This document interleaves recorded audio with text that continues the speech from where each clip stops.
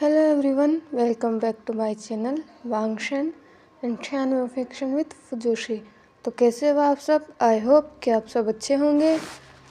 तो आइए हमारी स्टोरी माइगंग वांग जून के थर्ड पार्ट को स्टार्ट करते हैं और कोशिश करेंगे कि आज ये पार्ट शायद लास्ट हो। और कल मैंने एक वीडियो डाला था, ज़्यादा बड़ा नहीं था पर एक कोशिश थी, शायद आपको पसंद आए। अगर आपको पसंद आएगा तो मैं इसका सेकंड पार्ट लेकर आऊँगी। तो आइए हमारी इस स्टोरी को स्टार्ट करते हैं। प्रीवियस पार्ट में हमने देखा था कि वांग जी ने शादी करने का फैसला ले लिया था। हालांकि उसे न तो अपने होने वाले हस्बैंड के बारे में कुछ पता था कि वो कैसा दिखता है, वो कैसा पर्सन है, बस उसे सिर्फ उसका नाम पता था, जो उसके फादर ने उसे बताया था कि उसका नाम विभूषण है।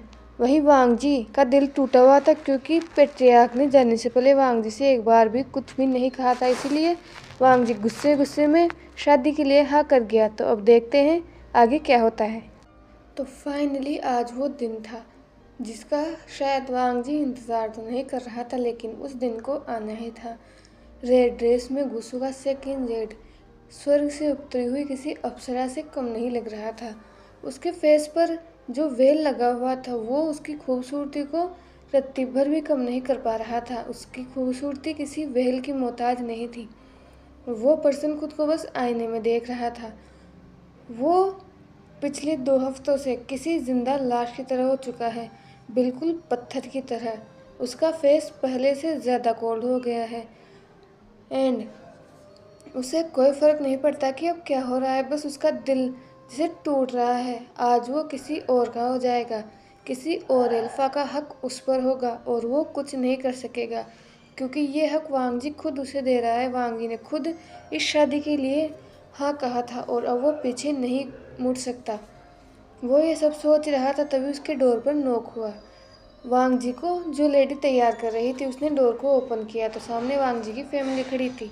आज वांग जी के फोरहेड पर रिबन नहीं था क्योंकि ये गुसु का एक रिचुअल था कि गुसु में से जो भी ओमेगा शादी करके जाता है वो अपना रिबन गुसु में ही छोड़कर जाता है, क्योंकि अब वो गुसु से बिलोंग नहीं करता, वो उस अल्फा के सेक्ट या उसकी फैमिली से बिलोंग करेगा, उसके नाम से वो जाना जाएगा। इसीलिए वांग जी का रिबन उसके फादर ने निकाल दिया था और अब उसकी फैमिली वहाँ खड़ी थी। थोड़ी देर तक टाइम अपनी फैमिली के साथ स्पेंड करने के बाद अब फाइनली उसका बुलावा आ चुका था। उसे वेडिंग हॉल में जाना था जहाँ सब लोग वेट कर रहे थे। लगभग कल्टिवेशन वर्ल्ड का सभी लोग आए हुए थे क्योंकि अब कोई भी दो रेलम नहीं रहे थे, सभी एक जगह हो चुके थे। नी सेक्ट, जिन सेक्ट, जियांग सेक्ट, सभी सेक्ट्स यहाँ पर आए हुए थे इस वेडिंग में शामिल होने के लिए। वांग जी अपनी उसी कोल्ड फेस और भारी दिल को लेकर वेडिंग एसल की तरफ जा रहा था जहाँ पर उसका होने वाला हस्बैंड उसके लिए वेट कर रहा है। फाइनली वांग जी वेडिंग एसल में पहुँच चुका था और अब मैरिज स्टार्ट हो चुकी थी। चाइनीज़ ट्रेडिशन के अनुसार वो वेडिंग हुई थी। उन दोनों ने अपने elders earth and heaven and अपने पेरेंट्स को बो किया और अब वो दोनों लीगली हस्बैंड एंड वाइफ थे। उसके बाद थोड़ी देर तक वहाँ पर बैंक्वेट चलता है जहाँ पर सभी सेक्ट्स थे, सभी उन्हें कांग्रेस दे रहे थे, एल्डर्स उन्हें अपनी ब्लेसिंग्स दे रहे थे। ये शादी हो जाने के बाद अब वांग जी को अपने घर, अपने क्लाउड रिसोर्सेज को छोड़कर एक ऐसे पर्सन के साथ जाना था जिसको उसे लग रहा था कि वो उसे नहीं जानता। वहीं एक पर्सन का चेहरा अभी भी उसके दिमाग और दिलो दिमाग में बस छाया हुआ था, जिसे वो चाहकर भी नहीं भुला पा रहा है। वो जानता है ये गलत है, अब वो किसी और का होने जा रहा है तो उसे किसी और के बारे में नहीं सोचना चाहिए, लेकिन वो क्या करे, वो इस फीलिंग को नहीं भुला पा रहा है। एंड फाइनली लगभग 4 घंटे के सफ़र के बाद वो लोग यिलिंग पहुंच चुके थे और वांग जी को अब डर इस चीज़ का लग रहा था कि वो जिससे उसकी शादी हुई है वो उसे नहीं जानता, लेकिन पेट्रियार्क इस सेक्ट का सेक्ट लीडर है तो एक न एक दिन उसे पेट्रियार्क के सामने जाना होगा। उसे नहीं समझ आ रहा कि वो पेट्रियार्क के सामने कैसे जाएगा। उसके दिमाग में बहुत कुछ चल रहा था, इतना कि वो थक चुका था, वो कुछ सोचना ही नहीं चाहता था। लेकिन तभी उसे अपने रिस्ट पर किसी का वॉर्म हाथ फील होता है और ये फील होने के साथ ही वांग जी अपने साइड में देखता है जहाँ पर उसका हस्बैंड था, और ऑफ कोर्स उसका हाथ उसके हस्बैंड नहीं पकड़ा होगा, लेकिन वांग जी को ये टच कुछ जाना पहचाना लग रहा था, जैसे इस टच को उसने पहले भी फील किया हुआ हो। उसे नहीं समझ आ रहा था, तभी उसका हस्बैंड उसे कहीं ले जाने लगता है और वांग जी को समझते देर नहीं लगी कि वो उसे कहाँ ले जा रहा है। ऑफ कोर्स ये उनकी वेडिंग नाइट थी, तो वो पर्सन वांग जी को अपनी वेडिंग चैम्बर में ही ले जा रहा होगा। और जैसा कि वांग जी ने सोचा था, वो एक रूम के बीच में खड़ा था और अगले ही पल उसे डोर के क्लोज होने की आवाज़ सुनाई देती है, और यह सुनकर उसकी पकड़ अपने रोज़ पर बहुत ज़्यादा टाइट हो जाती है। उसे नहीं पता, लेकिन उसकी आंखों से जैसे अब आंसू बहने लगे थे। उसे पता है कि अब क्या होने वाला है, और वो ये नहीं चाहता, वो बिल्कुल भी ये नहीं चाहता। वो ये सब सोच रहा था, तभी उसे फील होता है कि उसका वेल हटा दिया गया है, और अब वांगजी अपनी आंखों को टाइटली बंद कर लेता है। तभी उसे एक आवाज़ सुनाई देती है, लंजा। और जैसे ही वांगजी के कानों में ये आवाज़ गई थी, उसकी पूरी बॉडी जैसे स्टिफ हो गई थी। सामने वाला पर्सन की जो ये वॉइस थी, ये इस वॉइस को वो पहचानता है। तभी सामने वाले पर्सन ने उसके शोल्डर पर हाथ रखा, और तब जाकर उसे रियलाइज़ हुआ कि वो कांप रहा था। उसकी आंखों से आंसू बह रहे थे, उसके लिप्स कांप रहे थे। उसने धीरे धीरे अपनी उन टाइटली बंद आंखों को खोला, और सामने वाले पर्सन को देखकर, जिसने पिछले 2 हफ्तों से उसका दिमाग खराब करके रखा है, उसने सोचा था कि जब भी पेट्रियार्क उसे मिलेगा वो उसे डांटेगा, उसे से बात नहीं करेगा। लेकिन अभी जब पेट्रियार्क उसके सामने है, उसे और कुछ नहीं समझ आया, और अगले ही पल वो पेट्रियार्क की बाहों में था और बुरी तरीके से रो रहा था। वहीं पेट्रियार्क को नहीं समझ आ रहा था कि वांग जी के साथ क्या हो रहा है, वो रो क्यों रहा है। पहले उसे लगा कि शायद वांग जी को अपने घर से आने का दुख होगा, लेकिन ये बहुत अलग था। वो फील कर सकता था कि वांग जी की पूरी बॉडी कांप रही है, इसीलिए वो उसकी बैग को सहला रहा था, उसे शांत करने की कोशिश कर रहा था। और लगभग आधे घंटे तक अपने दिल खोल के रोने के बाद वांग जी धीरे धीरे शांत हो रहा था, और जैसे जैसे वो शांत हो रहा था, वैसे वैसे उसका दिमाग जिसे अब काम करने लगा था। उसे रियलाइज़ हुआ कि 1 मिनट, पेट्रियार्क उसके रूम में है। इसका मतलब वो तुरंत पेट्रियार्क से दूर हुआ, और उसने पेट्रियार्क के फेस की तरफ देखते हुए कहा, तुम यहाँ क्या कर रहे हो? तुम्हें यहाँ नहीं होना चाहिए। तुम इस रूम में क्या कर रहे हो? अगर मेरे हस्बैंड ने तुम्हें देख लिया तो तुम जाओ अभी यहाँ से, हम बाद में बात करेंगे। वो ये सब कह रहा था। वही पेट्रियार्क उसको बिल्कुल किसी डम्फाउंडेड पर्सन की तरह देख रहा था, क्योंकि उसे नहीं समझ आ रहा था कि वांग जी क्या कर रहा है। हस्बैंड, वांग जी का हस्बैंड, एक सेकेंड, वांग जी का हस्बैंड तो वो खुद है, तो वो क्यों रूम से बाहर जाए?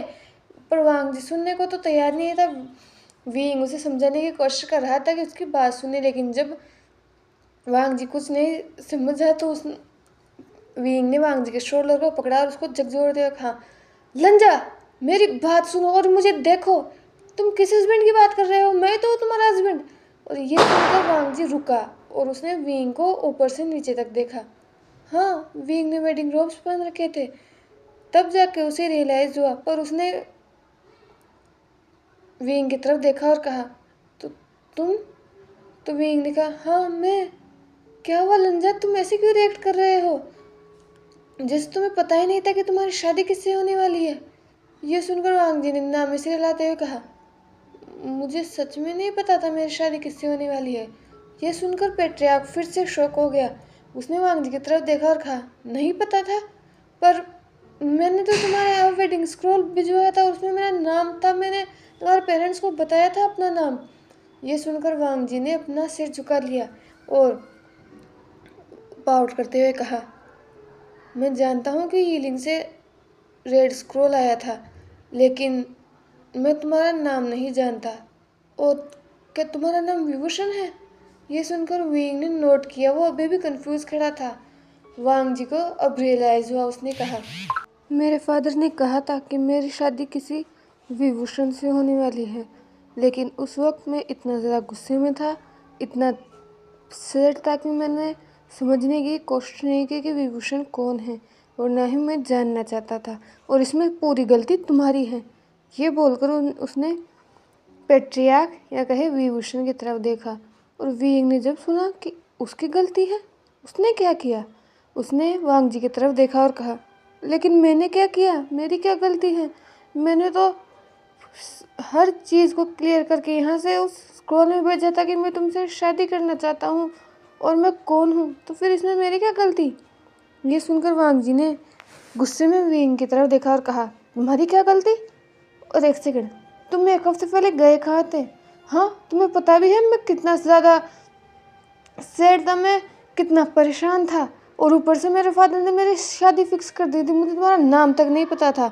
मुझे लगा कि मेरी शादी पता नहीं किससे हो रही है, और ये रेड स्क्रॉल रीलिंग से आया है। इसका मतलब तुम जानते हो कि मेरी शादी हो रही है और फिर भी तुम कुछ नहीं कर रहे हो। मुझे लगा था कि तुम्हारे दिल में मेरे लिए फीलिंग्स है जैसे मेरे हैं, लेकिन मुझे लगा कि तुम्हारे दिल में नहीं है, और ये जानते हुए भी कि मेरी शादी किसी और से हो रही है तुम्हें कोई फ़र्क नहीं पड़ता।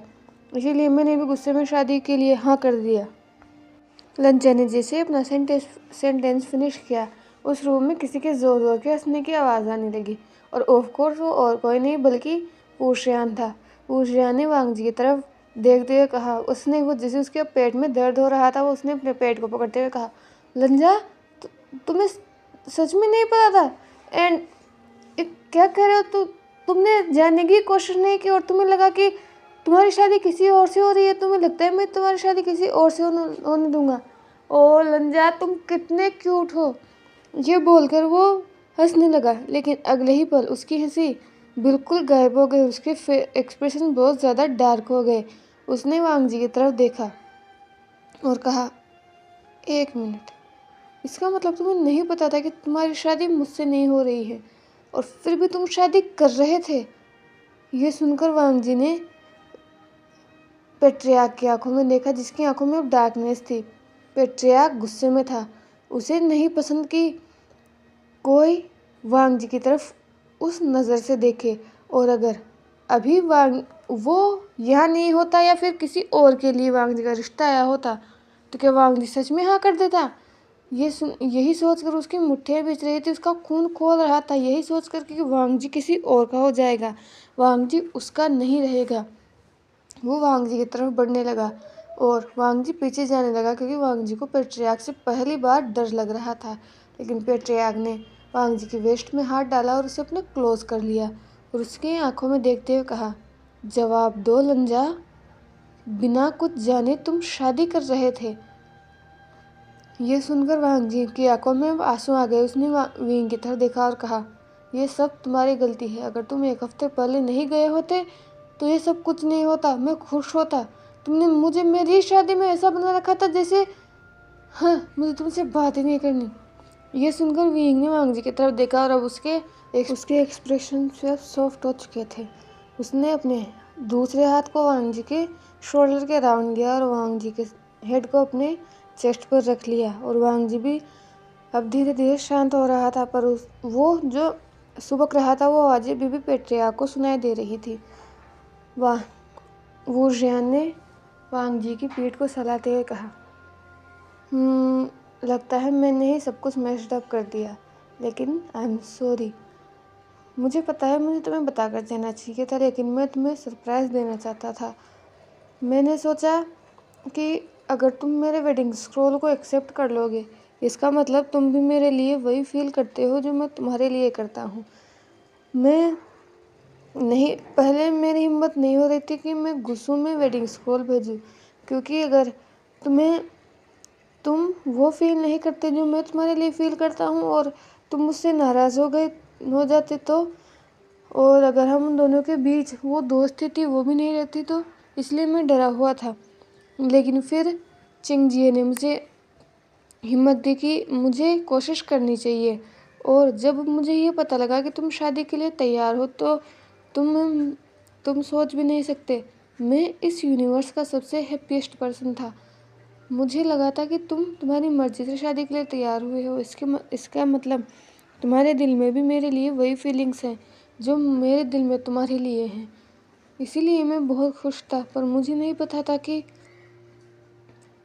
तुम्हारी शादी इस हालात में हुई कि तुम जानते ही नहीं थे कि तुम्हारी शादी किससे हुई है। इसका मतलब क्या मैंने तुम्हें फोर्स किया है लंजा? क्या तुम ये शादी नहीं करना चाहते थे?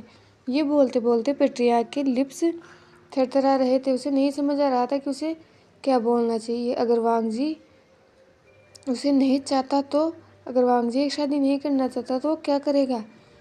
लेकिन वांग जी ने आगे जो कहा उसने उसकी सारी टेंशन को जिसे गायब कर दिया।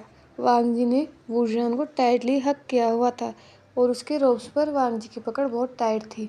उसने रोते हुए ही कहा, मैं चाहता था, जब मैंने तुम्हें पहली बार देखा था तभी पहली बार मेरे दिल में कुछ तो हुआ था।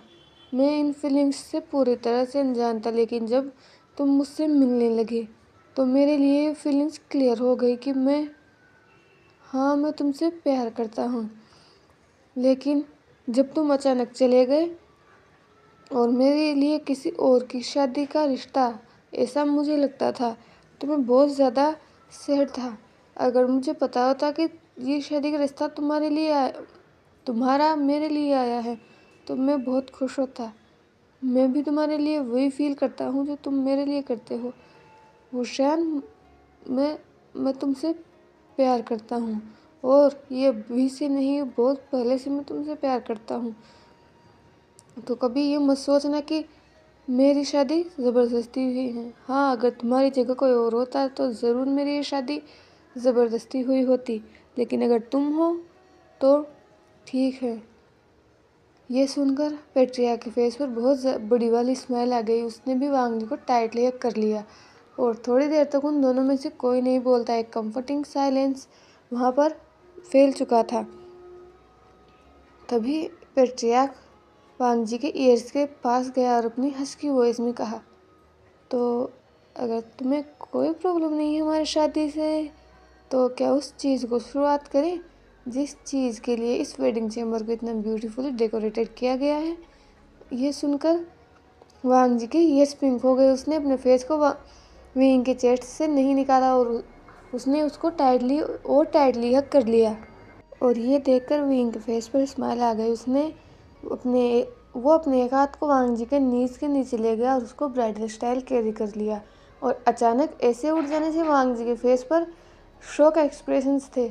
उसने गिरने के डर की वजह से पेट्रियार्क के शोल्डर नेक में अपने हाथों को ग्रैब कर लिया और पेट्रियार्क उसको बेड की तरफ ले जाने लगा। वांग जी का पूरा फेस बहुत बुरी तरीके से रेड हो रखा था। पेट्रियार्क ने वांग जी को जेंटली बेड पर रखा और इससे पहले कि वांग जी कुछ समझ पाता, पेट्रियार्क उसके ऊपर था। पेट्रियार्क जेंटली वांग जी के फोरहेड पर किस करता है, उसके बाद उसकी आइज़ पर और फिर उसकी नोज़ पर और लास्टली वो उसके लिप्स की तरफ देखने लगता है। वो लास्ट परमिशन के लिए वांग जी की आंखों में देखता है और वांग जी जो कुछ कहने की हालत में ही नहीं था।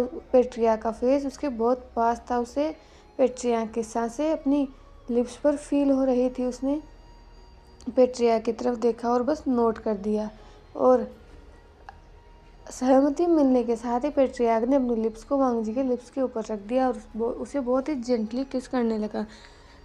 वो किस पहले बहुत जेंटल था, धीरे धीरे वो पैशनेट होने लगा, हंग्री होने लगा और उसके बाद दोनों ही अपनी डेली नाइट एक्टिविटी में इंडल्ज हो जाते हैं। पता नहीं पेट्रियार्क ने वांग जी को कब छोड़ा, लेकिन आज दोनों ही बहुत खुश थे। तो आज के लिए बस इतना ही। तो इनकी वेडिंग नाइट को हम कल देखेंगे। अगर आज मैं थोड़ा लॉन्ग पार्ट बनाती तो फिर कल का जो पार्ट होता है वो बहुत ज़्यादा छोटा हो जाता है, इसीलिए एडजस्ट करने के लिए आज इस पार्ट को यहीं एंड करना होगा। Thank you for watching. Comment में बताना कि आपको ये पार्ट कैसा लगा एंड प्लीज़ लाइक किया कीजिए, कमेंट किया कीजिए एंड मंडे से मैं न्यू स्टोरीज लेकर आऊँगी। तो thank you for watching and stay safe, stay healthy.